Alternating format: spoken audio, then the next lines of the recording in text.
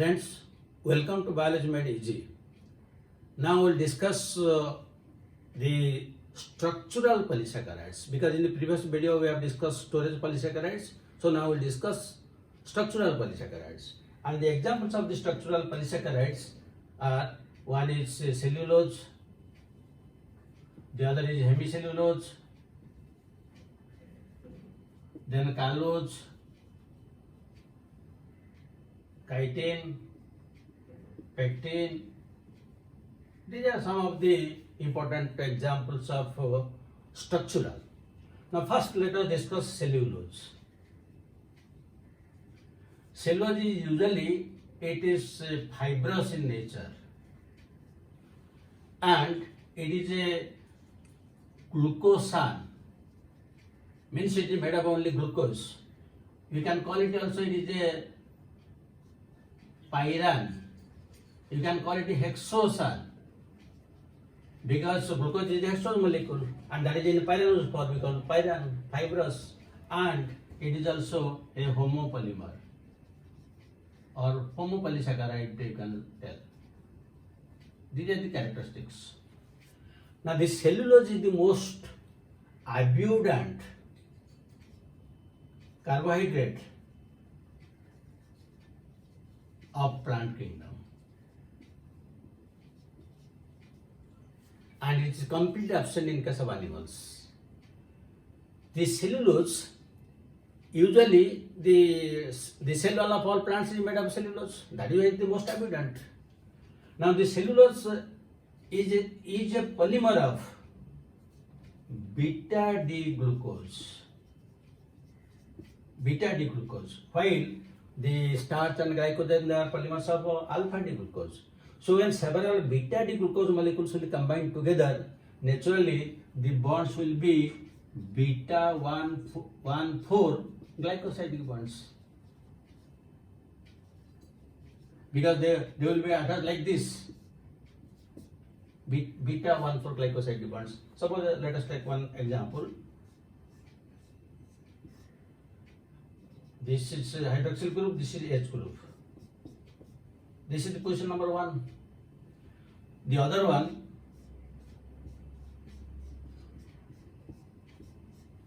so here again it will be H, and this is OH. Beta means this side it will be OH, but fourth position it is like this. So how the bond will form now? The bond will form like this. One molecule of water will be eliminated, and here there is a C, then O, again C. So this is beta-1,4 glycoside bond. Now this is cellulose. If we will give iodine, just like that of the starch, it will not take iodine. Only if you give it will give a red color, but it will not be blue color at all. And this cellulose molecule, always it is present in the form of fibrils. It is not present alone. How they are present, you see.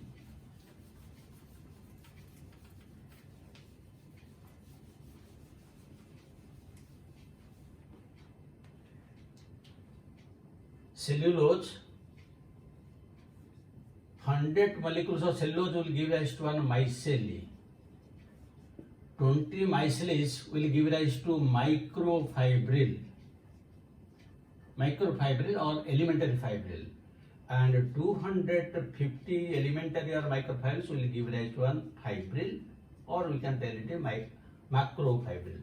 That means when the cell wall, when we are telling that fibrils of cellulose are present, each fibril consists of 250 microfibrils. Each microfibril consists of 20 micelles, and each micelle consists of 100 cellulose molecules. In this way they are present.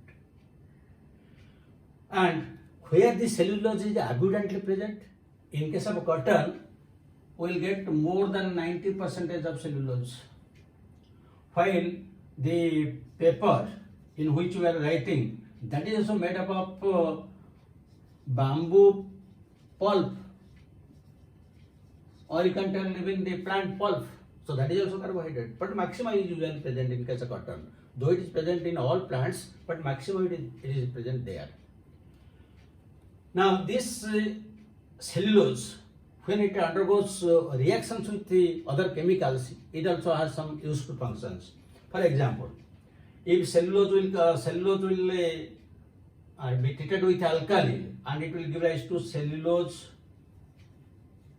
xanthate,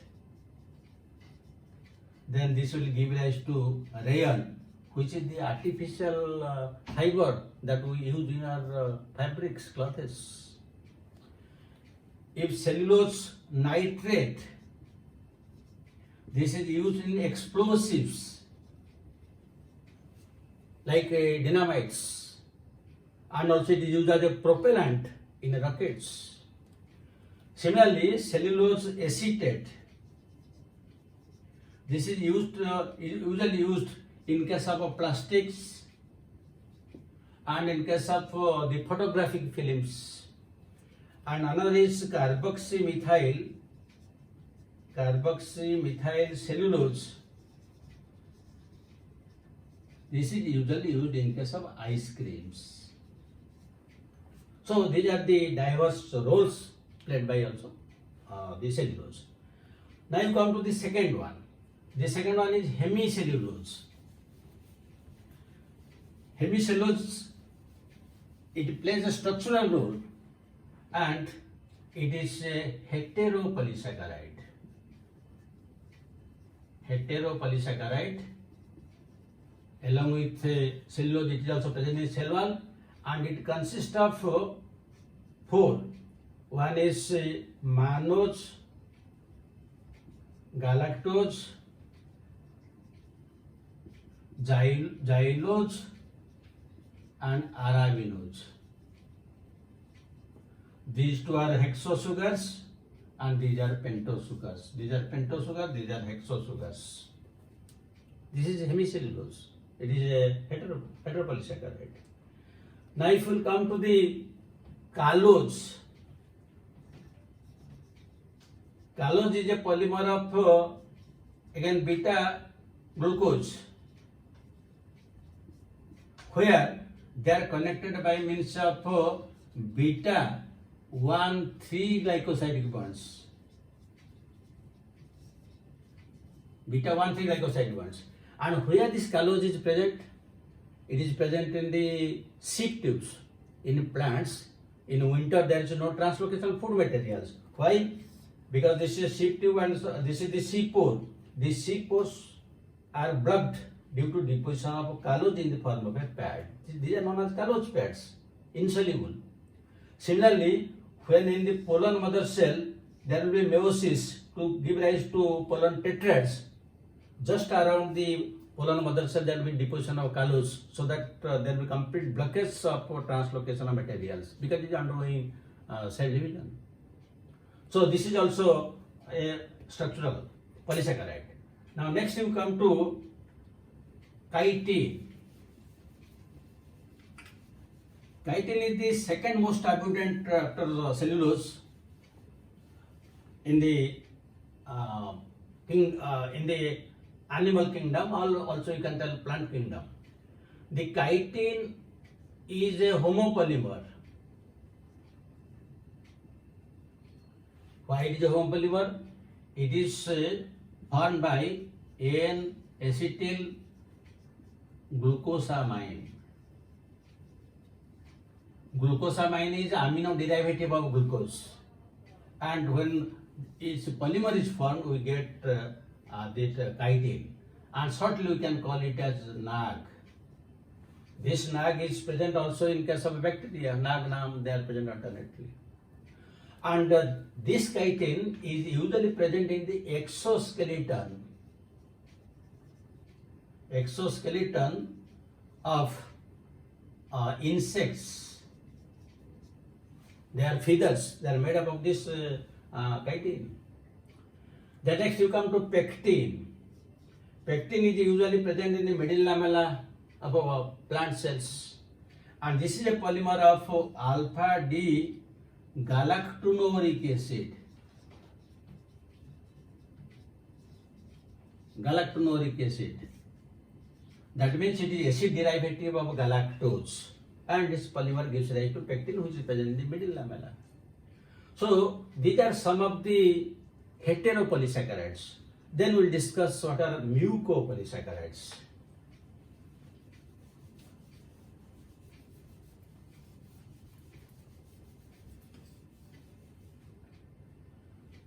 Mucopolysaccharides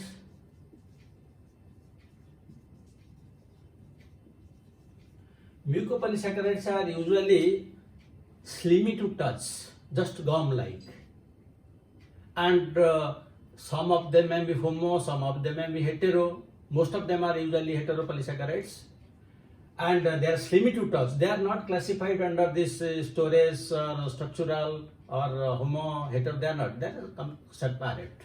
Let us give some examples. One is agar.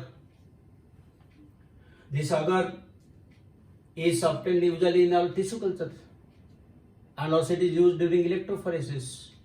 So this is obtained from seaweeds. Similarly, the alginic acid, carrageenan,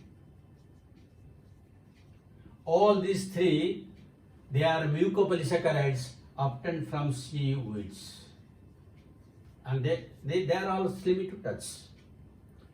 Then another example you can write heparin. Heparin is a anticoagulant. Then hyaluronic acid. This is usually present in the beta swimmer fly. Another example is isabgol. Isabgol, this is obtained from the husk of Plantago ovata. Then another example with which we are commonly acquainted, that is aloe vera. You have seen if the leaves of aloe vera will just break it, and the mucilage will come out. So these are all examples of mucopolysaccharides. So with this we have completed the entire carbohydrates, monosaccharides, oligosaccharides, polysaccharides, and polysaccharide again the different type of storage and structural polysaccharides, and also we have discussed these mucopolysaccharides. Now let us discuss one or two questions.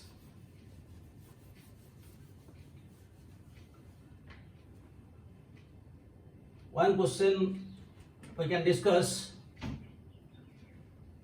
which is the most abundant carbohydrate of plant kingdom? So here you can write starch, cellulose, then hemicellulose, and you can write pectin. Second question: which of the following is present in the exoskeleton of insects? A choice: pectin, B choice glycogen, C choice cellulose, D choice polymer of NAG. So these are the two questions. Then you can write also other questions. Which polysaccharide is present in middle lamella?